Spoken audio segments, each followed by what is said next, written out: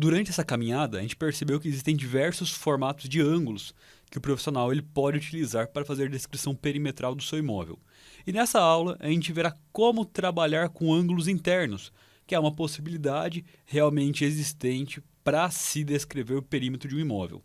Para isso, vamos trabalhar com o cenário urbano, com a importação de um memorial descritivo que contém esses dados. Então, para isso, vamos criar um novo projeto, avançamos para a forma que a nossa análise ela será criada. Como eu mencionei, utilizaremos a importação de um documento. E esse documento nosso é o memorial descritivo no formato DOC ou DOCX. Identifiquei meu imóvel de interesse e com os dados já em tela, basicamente nós realizamos o processamento dos dados. O meu imóvel em si, ele tem duas informações que são extremamente importantes para a gente. Coordenada do meu ponto 1 e coordenada do meu ponto 2. Essas duas informações são muito importantes para dar a orientação do meu imóvel.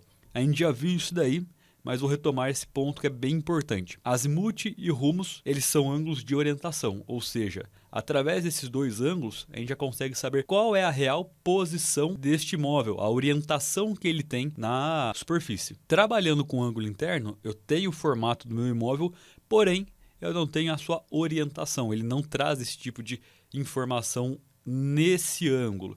Por isso, essas duas coordenadas elas serão extremamente importantes para que a gente tenha a rotação, ou melhor dizendo, o encaixe correto do nosso imóvel dentro do perímetro urbano. Então, como dica, orientem ao profissional, pelo menos entregue 2 pares de coordenadas conhecidos para vocês, justamente para que nos próximos passos vocês consigam fazer essa manobra que nós vamos trabalhar aqui hoje. Concluo, gera uma nova análise de ângulos e distâncias.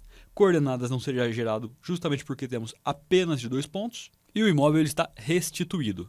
Esta é a geometria do nosso imóvel de interesse. Primeira grande questão que nós já podemos validar. Uma delas, lançar a área contida no memorial descritivo e chocar aquela equivalência. Trago a área do memorial descritivo e aí já faço a comparação. A diferença obtida foi mínima entre o dado restituído e a informação contida no memorial descritivo. Um outro ponto é, em ferramentas, utilizar o recurso do calcular. Nela, novamente, a gente consegue identificar o erro de fechamento. Então, notem, 5 milímetros em X, 1 milímetro em Y. Então, é um valor extremamente baixo. É um erro praticamente irrisório que não causa nenhum tipo de diferença. Tanto é que isso é constatado no valor de área do nosso imóvel, do nosso perímetro. A partir desse momento que a gente identificou que não há nenhum tipo de problema, nós já podemos fazer a utilização do recurso com aquelas duas coordenadas. Então, simplesmente entramos em georreferência e percebam que o ponto base 1 e o ponto base 2 eles se fazem habilitados. Os 2 pontos são habilitados. E isso é uma característica exclusiva para quando nós trabalharmos com ângulos internos. Somente para esse tipo de ângulo. Felipe, se eu estiver trabalhando com azimuth, não vai acontecer isso daí. Quer ver? Primeiro que o meu imóvel ele vai formar uma figura que não tem relação nenhuma com essa. Mas é apenas para vocês perceberem que o ponto base ele não está mais possível de ser atribuído. Então vamos voltar para a posição original e aí nós trazemos os dados com base no que está escrito no memorial descritivo. Fiz o preenchimento da minha coordenada do memorial descritivo, então foram essas duas coordenadas preenchidas ali naquela nossa tabela e elas fazem menção ao vértice número 2. Então, justamente por esse motivo, a gente atribui a coordenada ao ponto 2 e aí nós trazemos as informações da nossa georreferência que também estão contidas no memorial descritivo. Percebam, todas as coordenadas estão referenciadas ao Sistema Geodésico Brasileiro, encontram-se no sistema UTM, meridiano 45, fuso 23, Sirgas 2000. Todas essas informações serão trazidas para o nosso campo da georreferência. O hemisfério sul-oeste, como nós sabemos, estamos ali abaixo da linha do Equador e a oeste do meridiano de Greenwich. Finalizei, simplesmente concluo a minha ação. Vocês perceberam que houve uma rotação do nosso imóvel. E essa rotação é justamente com base nessas duas coordenadas. E a partir desse momento que eu já introduzo a coordenada conhecida dele, eu posso realizar a visualização no Google para ver qual que é o encaixe que nós temos do imóvel na área urbana, então aquela vistoria virtual. O imóvel ele é carregado para a gente já com base na coordenada introduzida, então a gente percebe que ele casa realmente com a imagem de nosso interesse.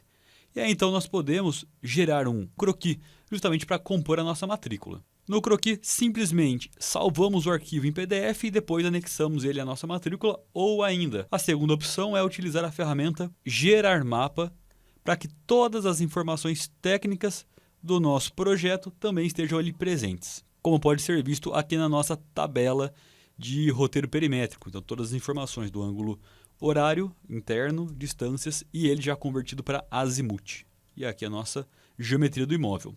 Como a nossa análise ela já concluiu, não percebemos nenhum tipo de inconsistência que necessite uma nota devolutiva, a gente pode avançar ao SIG, que é o ambiente final que esse imóvel ele fará parte, que ele estará composto também. Defino a camada que nós iremos trabalhar e simplesmente concluo a minha ação. O imóvel ele já é trazido para a gente na posição geográfica dele, e se vocês tiverem interesse em realizar o vínculo da matrícula, já clique em sim, busque a matrícula cadastrada anteriormente. Caso você ainda não tenha feito essa etapa, não tem problema.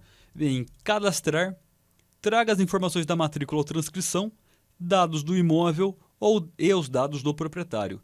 Se o seu proprietário ele já está cadastrado no banco de dados, basta buscar aqui na lupa. Caso não aconteça, venha em adicionar. Lembrando que ele pode ser pessoa física ou jurídica. Terminei essa etapa, basicamente vinculo as duas informações ao meu perímetro, vindo em vincular. Então, se eu venho ao Google, nós podemos visualizar o nosso imóvel já composto também, juntamente com os outros do nosso perímetro urbano. Dessa forma, o nosso SIG ele fica mais rico, ele vai ganhando forma e trazendo mais imóveis. Muito obrigado e até a próxima aula.